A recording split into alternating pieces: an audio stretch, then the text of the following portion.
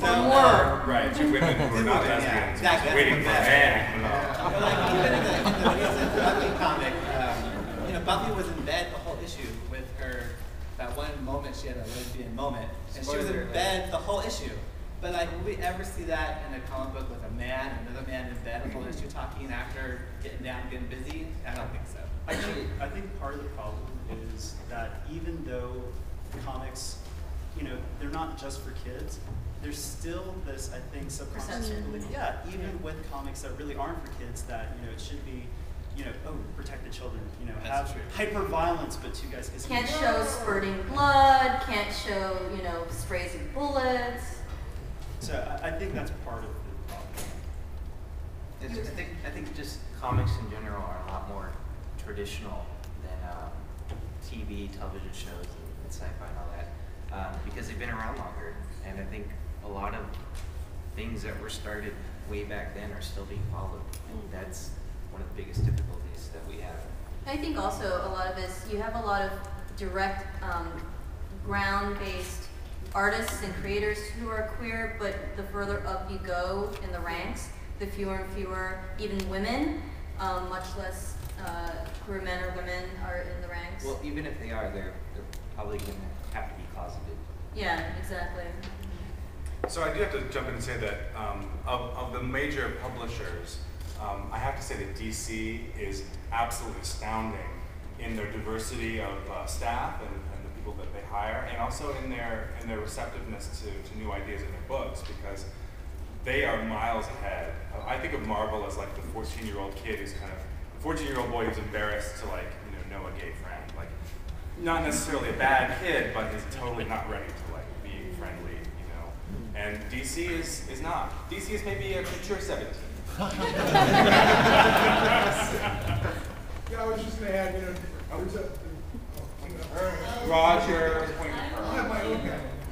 A couple months ago, another con, where the Spider-Man writers were talking, they're going on and on about the whole thing with Spider-Man's marriage. Right. He made a deal with the devil. Yeah. They said that the reason they didn't do a divorce was because they were afraid of the Christian wedding. Right. And I don't really understand that, but because they can't deal with the devil's worse than Yeah, they kind of neglected that fact. Right. Yeah. So Spider-Man made a deal with the devil to dissolve his marriage.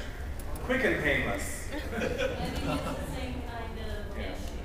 They definitely seem very, very worried about what people are going to think. Roger, you had a comment? I was just going to say one thing, which is that organizationally, DC is this little piece of a bigger piece of a bigger piece of a broad vehicle. So, They're trying to deal with a lot of things. Right. Marvel is one thing, which is those character assets. The studio is about those character assets. Publication is about those character assets.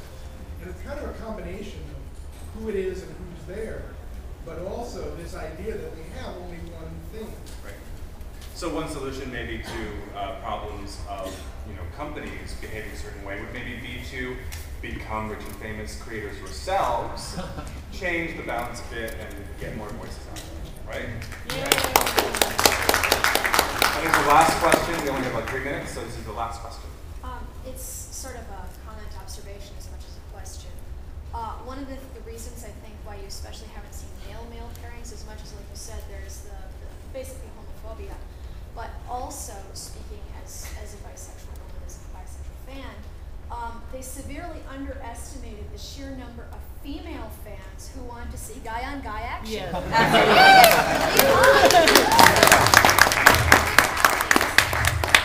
With shows like Torchwood is, I'm sorry, every bi woman I know is a Jackie Anto shipper.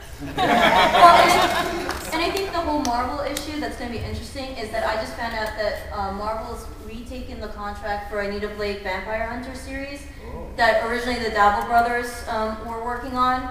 And there is a lot of queer male and bi-male content in that series, so I'm really interested to see how Marvel deals with it in the future. It's a matter of finance, and right now what they're finding is when they thought it was just, 10% of the male white population, how much money is that?